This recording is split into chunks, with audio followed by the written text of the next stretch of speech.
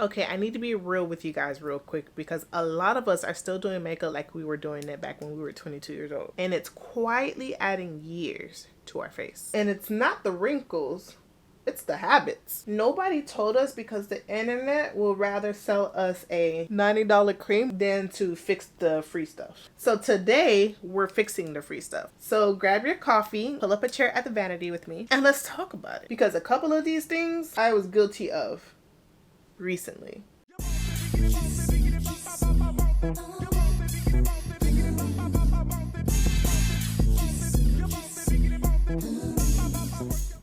Hey girl, welcome back. If you're new here, hello, I'm Natalie. I left corporate to do this full time. Yeah, I'm kidding. No, I didn't. I'm a mom, and this channel is basically me letting you into my life, including my beauty mess up. Today is a beauty mistakes video specifically for us. Women in our 30s or heading into our 40s. Well, that's technically women in our 30s. But you get my drift. Women in our 30s, okay? This is also for the ladies in their 40s as well. 50, 60, it don't even matter. Because here's the thing that nobody says out loud. Your skin genuinely changes in this decade. Like, I'm pretty much proud of where my skin is right now, but it took some work. Collagen starts dipping in our 30s. And the biggest shifts truly happen in our 30s and 40s with perimenopause coming into the picture. I can't believe that's what we're saying. We're going into perimenopause. What the heck? So that routine that carried you through your 20s, girl, go ahead and throw that away. Get rid of it. But it's not your fault. It's just a new season. So this is where me, your little friend on the corner of this internet, where I tell you the fix for about a dozen. Yeah, I got about a dozen that I'm about to put y'all up on game on, okay? Just about a dozen. And I'm gonna try to give y'all the fix. Hopefully it works for y'all. It kind of worked for me. Oh, let me fix this.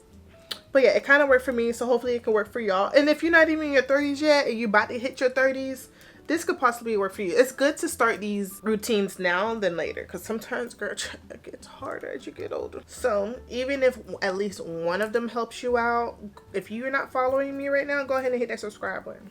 Okay, and let me know down in the comments if you want more videos like this, because I feel like I lived many different lives, and yeah, I could put y'all up on game on some of the things that's helped me. So without further ado, let's get in. Real quick, I'm grouping these into like 3 buckets. So I want you to think of it as like building a house. Like you got the foundation, that's like your skincare, you know what I mean? And then you got the structure, which is like your makeup technique. And then you got the finishing touches. That's like your hair and the little details, you know what I mean? Because one thing I've learned, that you cannot decorate a house without the foundation being put down first. So we start at the bottom. So number 1, skipping sunscreen. And I know y'all probably watching this like, oh shit, I forgot. Yeah, while you watching, go ahead and pause this video and take your ass into that bathroom and put some sunscreen on. And it has to be a facial kind. I don't want you putting on no damn super goop and it's for your body. No, okay? Go ahead and put you some sunscreen on, because it makes no sense for you to still be, because you think you at home, you're not supposed to put sunscreen on? Girl, the sun is the #1 thing aging our skin. You think the sun be out there harsh and you think we protect it? It don't matter how much melanin we got in our skin. Our skin needs to be protected, okay? I know you're probably thinking, well, genetics got me. Genetics got you for not too long. When it comes to skin, it's like, girl. So you better start looking at your peoples and seeing what their skin looking like, because if it's genetic, your skin could be looking like, you know what I mean? My mama has really good skin because she takes care of it. And she started putting on sunscreen and her skin is just flourishing. You know what I mean?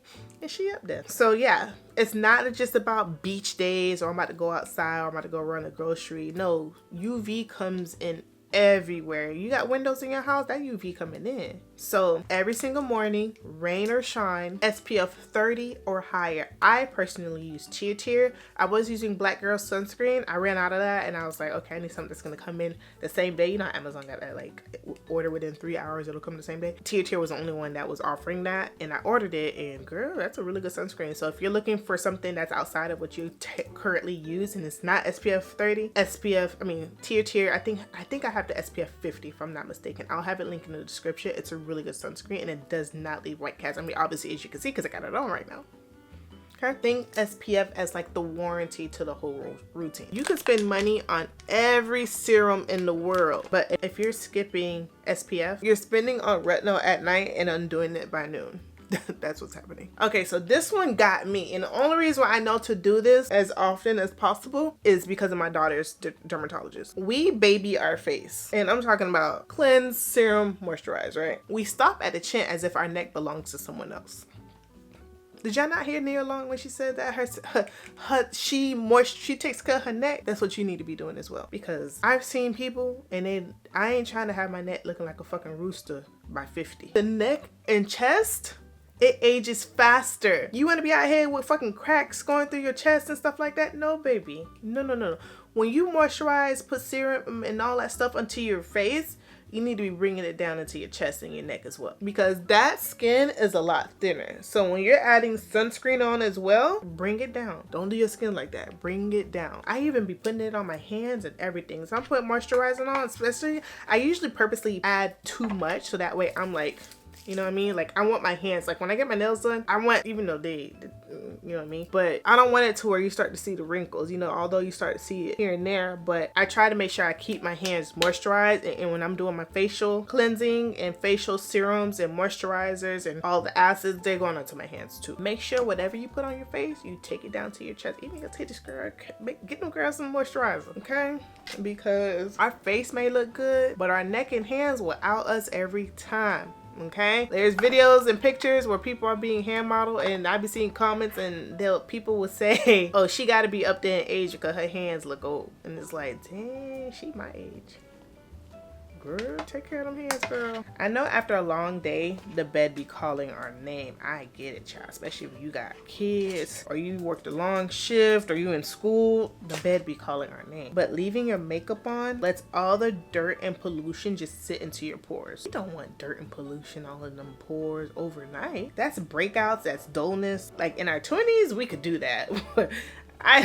I used to come from the club and go straight to sleep. You think no, I was not doing that in my early 20s at all. Like that makeup, like if I had no more energy left in me, I'm going to sleep. I'll deal with the consequences when I wake up. But that grace period is over, child. If you're too tired for the full routine, just keep makeup wipes by your bed. That should at least be the bare minimum. But ideally, a real cleanse, your future skin is begging you. So just do your best to cleanse your face after wearing makeup for the whole day. Now, I feel like this is the biggest skincare mistake in 2026. Straight from the dermatologist, because again, I spoke to one and she's like, people be doing too much. People be adding retinol, 3 acids, vitamin C, an exfoliant, and the very viral thing that your friend Keisha swears by. All of that being layered in the same night is crazy. And then y'all wonder why your skin be all red and freaking out. Y'all doing too much. Y'all putting too much stuff on. It's all boxy. Let me tell you this. You're not Keisha. Her skin is not yours. The current expert advice is going to be barrier first. Gentler actives used consistently, 1 active at a time though, so that way your skin can actually adjust. And please give any new products at least 4 to 6 weeks before you decide that it's not working. Switching every 2 weeks is like starting a new workout program every freaking Monday, and you're wondering why you never see results.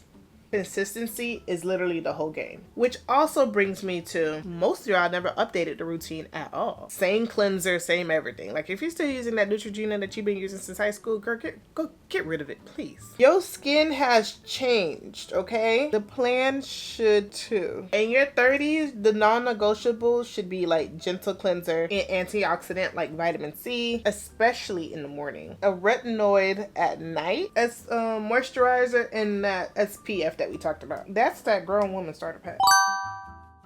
Now onto the fun part, because most of what ages is not our skin, it's the technique. And these are so easy to fix. You're gonna be mad nobody told you. Full coverage matte foundation feels like it's hiding everything, but it's actually doing the opposite. Thick foundation settles into our fine lines, and I feel like it creates these little shadows where there weren't any. You get what I'm saying? I don't know if you guys ever seen it. If I find a picture, I'll post it here. And like a flat matte finish shows everything, every bit of texture, girl. It literally broadcasts age instead of hiding it. What's the fix to that?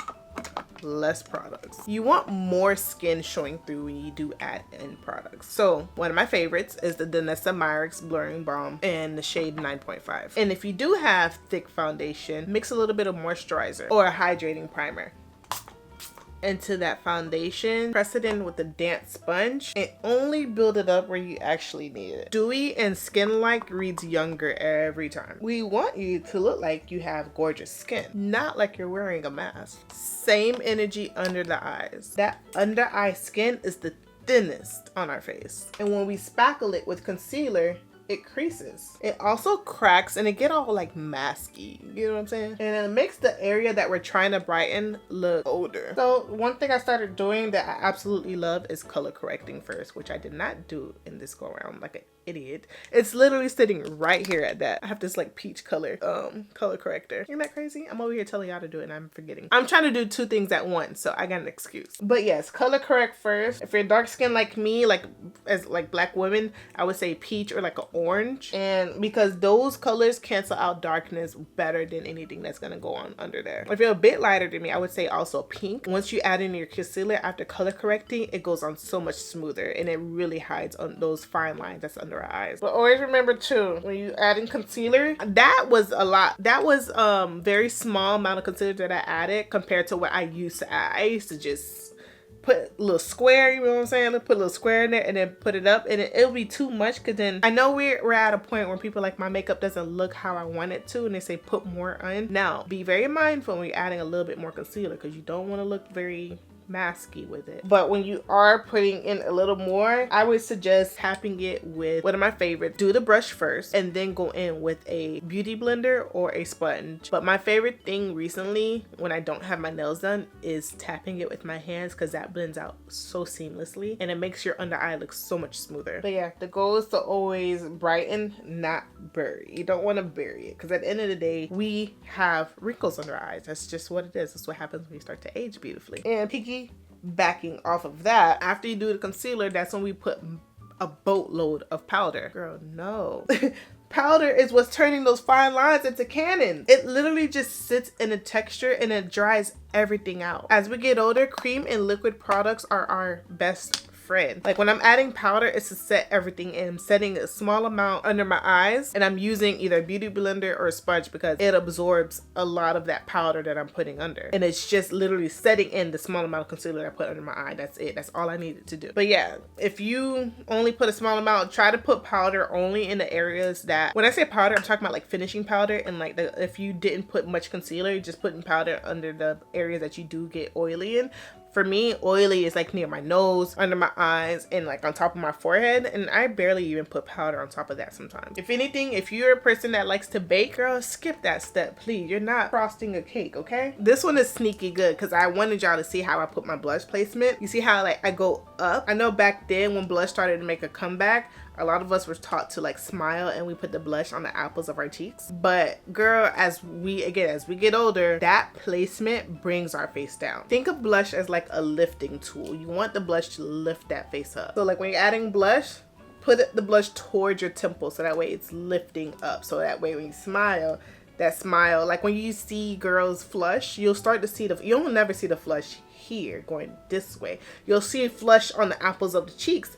But normally when we smile, we want it there, but we also want it to lift the face up. You get what I'm saying? If you see me looking this way, I'm looking at myself in the thing. But yeah, it's supposed to lift your face up. When you add blush and it's like right here, it's gonna bring your face down, girl. You don't want that. It's gonna make you look so much older. So yeah, think of blush. If you don't like blush and you want to try giving blush another go, always try to, if you swipe it up or like pat it in, and you'll start to see a huge difference in your face. Your face will look, you'll look happy. You know what I mean? Like I don't want to always look mean. So another thing that I had to start doing better myself was eyebrows. Girl, if it's one thing that's gonna tell your age, it's gonna be them eyebrows. Two ways that we normally get it wrong is over plucking or like sprouse little brows, which kind of like ages you back to when you first started fucking with them brows. Or you got the opposite, which I'm about to try to fix right now. You got the real blocky, real harsh, super drawn on eyebrows, which again I'm about to fix right now. Don't come for me. I try to always like, a lot of people like to use brown. I don't. I like my brows, but I don't like when they look too damn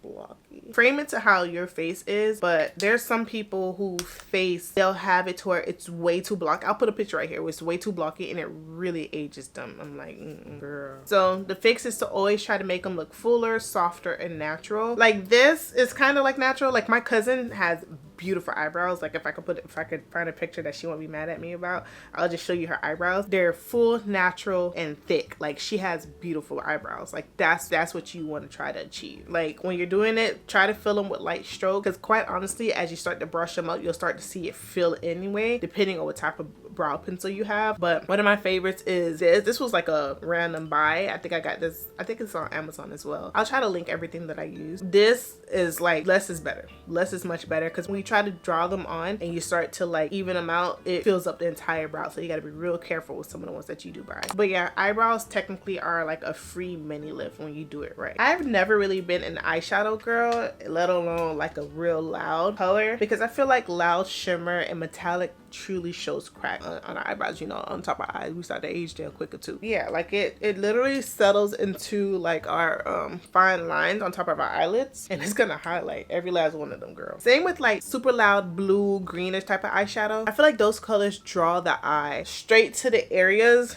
that shows our age. One of the shadows that I have been wearing is like that soft satin and matte shadows, like deeper tones. So like if you want to do blue, try navy, like a soft bronze, like a warm taupe, you know what I mean? Like if you love sparkle, try to keep it like right here in the center, like never in the inner or outer corner. Like try to keep it center, because like when you put them in the outer corner, they'll start to pull wrinkles.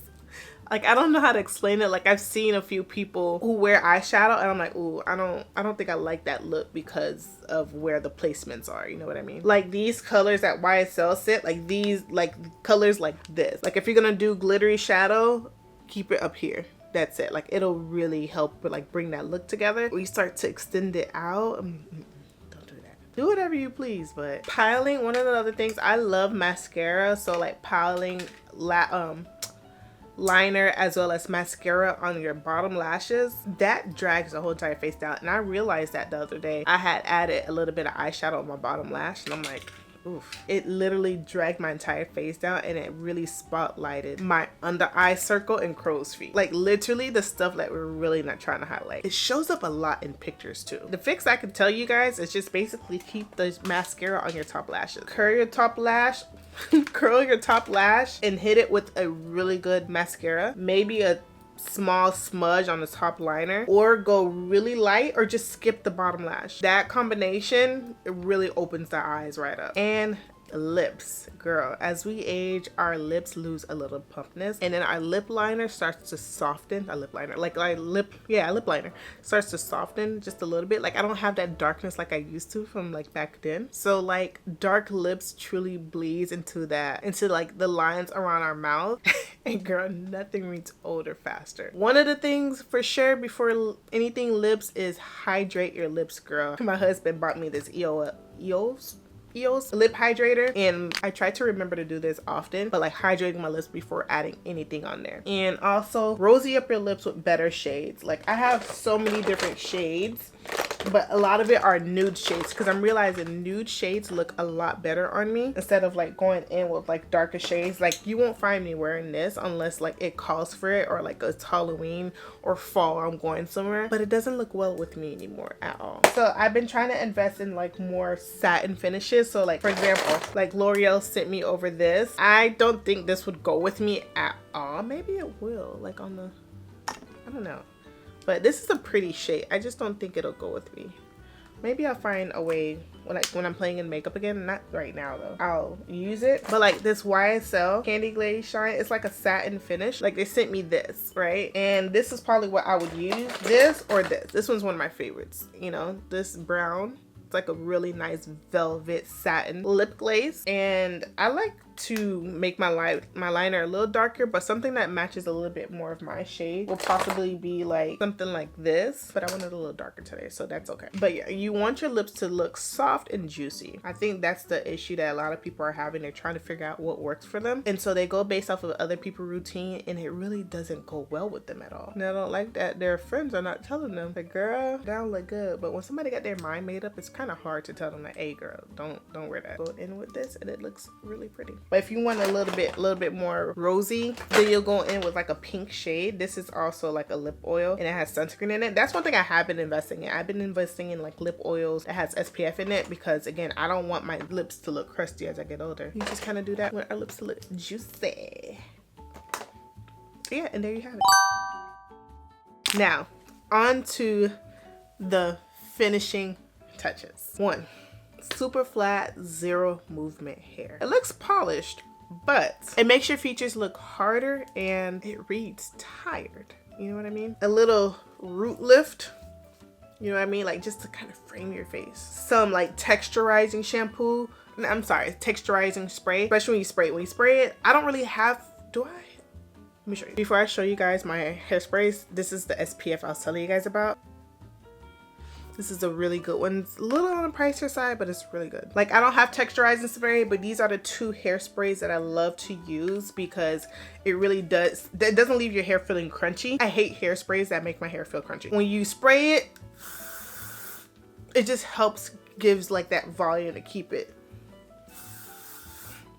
You know what I mean? Like it just makes everything look full and voluminous. Another thing, and this is the real one, keeping the same exact cut and color you had for the last 10 years. Just because you think it's your signature. Our hair texture changes as we get older. Like I'm attest to this because right after I had my baby, my hair texture changed. So a style that I thought was perfect when I first turned 30 is now weighing my face down. You don't have to chop it all off because that's what I ended up doing, and surprisingly it did go well with me. You just want to find a shape that works with your hair today. Movement is what really looks fresh. But real talk, to close this out, I did not make this video to make you feel bad about yourself. I feel like every last one of these were like a habit that we all picked up. Not a flaw, nothing's wrong with you. And I love that all of these fixes are just basically free. I'm not telling you go get Botox or any lip injections. Don't do that.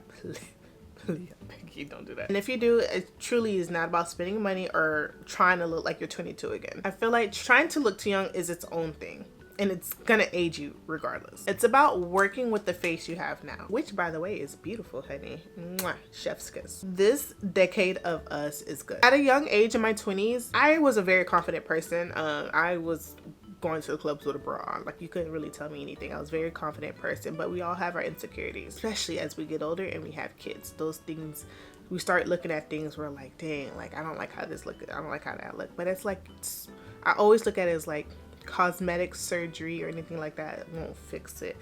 It has to be internally, and as you start to fix yourself up and build yourself up now, those things are out of sight, out of mind as you continue to enter into your 40s, your 50s, your 60s. So it's working with what you have now and appreciating life didn't bring you down even further, if that makes sense. But if this helped you even a little, tell me down in the comments which one that you're pretty guilty of. I'll go first. Mine was definitely the neck one. I do have a Gold Pure neck cream that I started to use. I got this like maybe months ago, and I'm really starting to like, cause I'm like, when I first got it, I'm like, girl, I don't need this. When you get into that mid-30s, girl, you better start using it. But yeah, especially after seeing that Nia Long video where she talked about like really taking care of her neck, just cause that's these are like the neck and chest areas, usually the area that really starts to age. But anyway, give this video a thumbs up, subscribe to the channel so you don't have to miss any other videos that I do put out, and I'll see you guys in the next video. Love you, bye.